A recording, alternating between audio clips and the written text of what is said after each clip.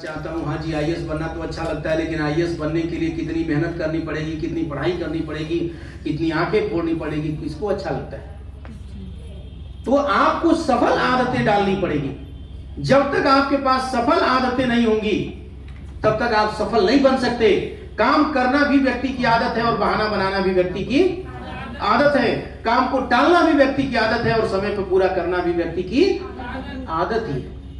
और इसे आपको जितनी भी बातें बताई जा रही है, अगर आपने अपने अंदर उतार लिया तो मैं पूरे दावे के साथ कह रहा हूं कि आपको डायमंड बनने से कोई नहीं रोक सकता। मैं पूरे दावे के साथ कह रहा हूं कि अगली बार आपको बूट कैंप में आने के लिए यह नहीं सोचना होगा कि इस बार जाऊं कि नहीं जाऊं। पिछली बार तो सीख के आया था, कुछ नहीं हुआ। और ये कौन बोलता है जो यहां आके सोते हैं? कौन बोलता है जिनका यहां बैठ के दिमाग घर पे रहता है और यहां से जाने के बाद बोलते हैं कि मैं तो गया था, हुआ तो कुछ नहीं। लेकिन जो ध्यान से देख के जाते हैं वो अगली बार कम से कम 5 से 10 में बदल के आते हैं। और ये हम सबको पता है कि छटिंग तो होती ही रहेगी। गांव में क्या होता है, जब डालियां बढ़ जाती है तो काट के हल्का किया जाता है कि नहीं किया जाता पेड़ों से? तो आप में से कितने लोग हैं जो ये समझ रहे हैं कि इस पेड़ का हम ऐसी डाली बनेंगे जिसको सीनियर काट के अलग कर देगा? और कितने लोग हैं कि ऐसी डाली बनना चाहेंगे जिसको सीनियर रखना चाहेगा?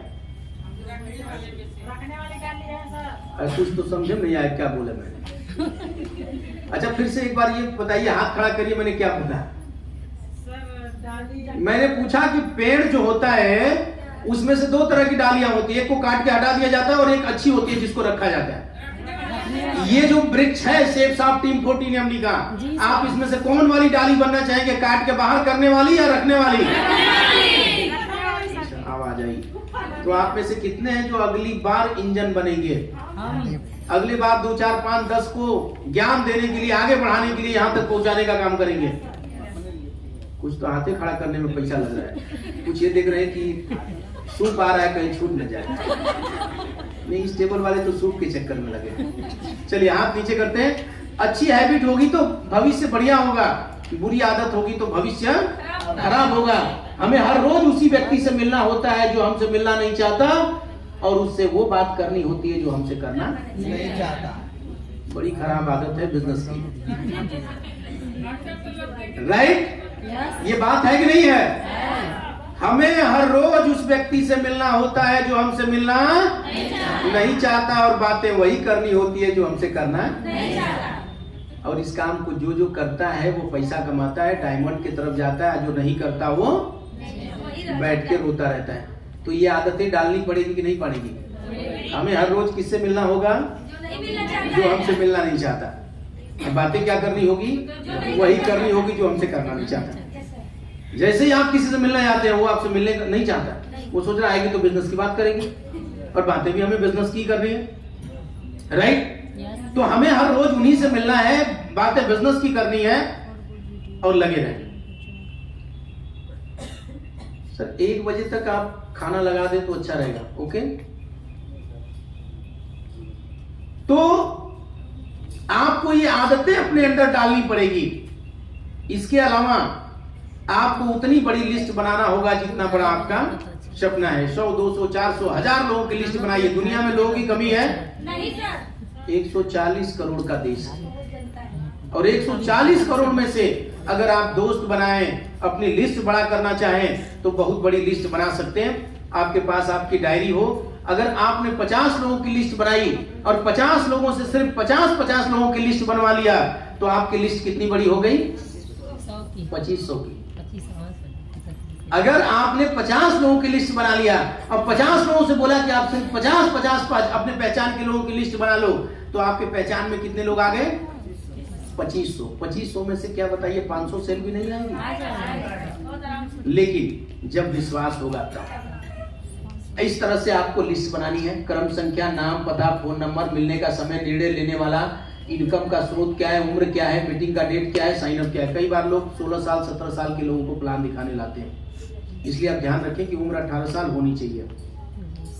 किनका नाम लिखेंगे लिस्ट के अंदर, ध्यान से समझ लीजिए। अपने रिश्तेदार और सगे संबंधी का, आपके साथ काम करने वाले का, आपके पड़ोसी का जो पैर खींचने वाला है, आपके बच्चे के दोस्त के माता पिता का, बच्चे के अध्यापक का, आपके क्लब या आपके टीम के सदस्य, कहीं पे भी आप काम कर रहे हैं उस टीम के सदस्यों का, नीचे प्रोफेशनल लोग जिनके पास अक्सर आप जाया करते हैं, जैसे डॉक्टर, डेंटिस्ट, फार्मासिस्ट, अकाउंटेंट, पशुओं के doctor, hairdresser, dry cleaner, beautician, वकील, सब्जी विक्रेता, कार या स्कूटर मैकेनिक। ओके, ये वो सब लोग हैं जिनका नाम आप अपने लिस्ट में लिख सकते हैं। इसके अलावा और भी कुछ लोग हैं जो आप पिछली नौकरी में साथ रहे हो, आपके स्कूल, कॉलेज या यूनिवर्सिटी के परिचित साथी, आपके पार्टी शादी में जो लोग शामिल हुए हैं उनका नाम भी लिखा जा सकता है। आपके जीवन साथी के माता पिता के परिचित साथियों का भी नाम लिखा जा सकता है। इसके अलावा अपनी लिस्ट अगर बढ़ानी हो तो आप अपने अंदर एक कोई अच्छी क्वालिटी डालिए, गाना गाने का, डांस करने का, जो भी क्वालिटी हो,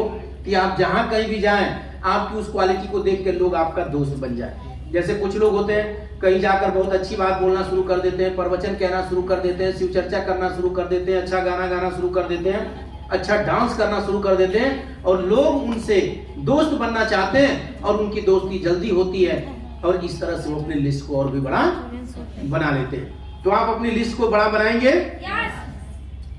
आपकी लिस्ट 3 तरह की बनेगी, हॉट, वर्म और कोल्ड। बहुत वो लोग जो बहुत गर्म हो, और वो जो थोड़ा ठंडा हो, और जो बिल्कुल ठंडा। वो हिंदी में थोड़ा ऊपर नीचे हो गया।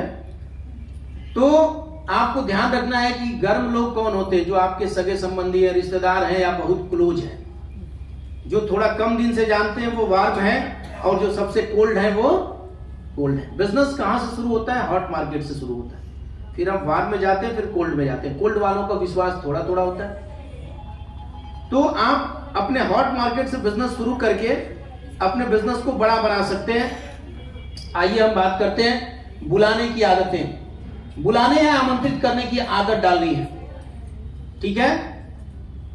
बिजनेस को करना है तो क्या करना पड़ेगा? गेस्ट बुलाना होगा, नहीं बुलाना होगा? हमने लिस्ट बना लिया, लिस्ट के अंदर किसका नाम लिखना है, दिमाग में आया? इसके पहले हमने बताया क्या क्या सावधानियां रखनी है। आपकी जवाबदेही होनी चाहिए, आप अपने कैरेक्टर का पूरा ध्यान रखेंगे, अपना ड्रेसअप का ध्यान रखेंगे। आप जब मीटिंग ट्रेनिंग में जा रहे हैं तो आपको अनुशासित रहना है, राइट? अब हम आमंत्रित कैसे करें? बुलाने के 3 तरीके हैं, सीधा बुलाना, गुजारिश या निवेदन करके बुलाना, प्रेरित करके बुलाना। सीधा बुलाने के अंदर क्या होता है? आप डायरेक्ट अपने दोस्त, मित्र या रिश्तेदार को बोल देते हैं कि आप आ जाइए, एक जगह चलना है, एक काम देखना है, आइए, मैं चाह रहा हूं उस काम को करना। हम चाह रहे हैं कि आप बहुत समझदार व्यक्ति हैं, आप चल के थोड़ा देख लेते तो मैं उस काम को शुरू कर लूं। ये मामा हो गए, फूफा हो गए, जीजा हो गए, इनको डायरेक्ट बुलाया जा सकता है। और ये लोग आपको सलाह देने के लिए आपके ट्रेनिंग मीटिंग में आते हैं, बैठते हैं, प्लान देखते हैं और खुद बिजनेस करके जाते हैं। इसके अलावा गुजारिश या निवेदन करके भी बुलाया जा सकता है। मामा है, उन्हें निवेदन किया, मामा जी आइए ना, थोड़ा सा काम है, हमें आपकी सलाह की जरूरत है। गुजारिश भी किया जा सकता है, बिना कुछ बुलाए भी बुलाया जा सकता है। जैसे आपको शादी में जाना होता है, लड़की देखने जाना होता है, आप किसी से बोलते हैं कि आप आ जाइए, एक जगह चलना है। क्यों? उसके मन में आता है कोई ना कोई लड़की या लड़का देखने जाना होगा। आप बताते कुछ नहीं है और डायरेक्ट बुला लेते हैं। बुलाने लिए अपने बिजनेस के अंदर समस्या यह है कि आपके बिजनेस के प्रति लोगों के अंदर जो निगेटिविटी है, अगर आप 1% भी उन्हें बता देते हैं तो एक भी व्यक्ति आपके बिजनेस को देखने नहीं आता है। इसलिए बुलाने की कला सीखनी होती है। तो ये 2 कला जो मैंने बताया कि सीधा बुलाना, डायरेक्ट कॉलिंग, रिक्वेस्ट कॉलिंग, गुजारिश या निवेदन करके बुलाना, और तीसरी कॉलिंग है मोटिवेशनल कॉलिंग, प्रेरित करके बुलाना। प्रेरित करके बुलाने में 5C का प्रयोग करते हैं। पहला C है कन्वर्सेशन, वार्तालाप। जब आप किसी व्यक्ति को मोबाइल या आमने सामने मिलकर वार्तालाप शुरू करें तो सबसे पहले जब आपकी वार्तालाप शुरू होगी तो किन किन बिंदुओं पे होगी? फॉर्म मेथड पे अपनी वार्तालाप शुरू करें। पहला फॉर्म, FORM, पहला F फॉर फैमिली हिस्ट्री, उसके परिवार के संबंध में बात करें। जैसे आप किसी से मिलते क्या पूछते हैं? भैया क्या हालचाल है, और मम्मी पापा कैसे हैं, और बच्चे कैसे हैं, अच्छा पढ़ाई लिखाई हो रही है, मम्मी पापा की तबीयत ठीक है, अच्छा श्रीमती जी कैसी हैं। किस पे बात करते हैं? फैमिली पे। और आप कई बार क्या करते हैं कि किसी से मिलते हैं सीधा बिजनेस की बात शुरू कर लेते हैं। लेकिन अगर किसी को प्रेरित करके बुलाना है तो सबसे पहले किस पे बात होगी? फैमिली पे। फिर उसके बाद होगी व्यवसाय पे, और धंधा वंधा कैसा चल रहा है, काम धंधा कैसा चल रहा है, पैसा वैसा सब ठीक ठाक चल रहा है। उसके बाद थोड़ा बहुत मनोरंजन की बात करिए। और बताइए कहीं घूमने गए थे इस बार, अभी त्योहारों पे कहीं गए थे? और लास्ट में बात किसकी होनी चाहिए? पैसे की। और कैसा चल रहा है? महंगाई तो बहुत बढ़ती जा रही है। और अगर ये तीनों बात करेंगे तो ये तीनों के जगह जो दूसरा सी की ध्यान रखना है, ये है कॉम्प्लीमेंट, प्रशंसा। जैसे आपने पूछा पापा कैसे हैं, सामने वाले बता दिया बहुत अच्छे, तबीयत खराब थी अभी दवा मैंने कराया, आप प्रशंसा करिए बहुत अच्छा, बहुत शानदार। अपने माँ बाप की दवा तो करनी ही चाहिए, यहां पे किया बहुत शानदार, उसकी तारीफ करिए।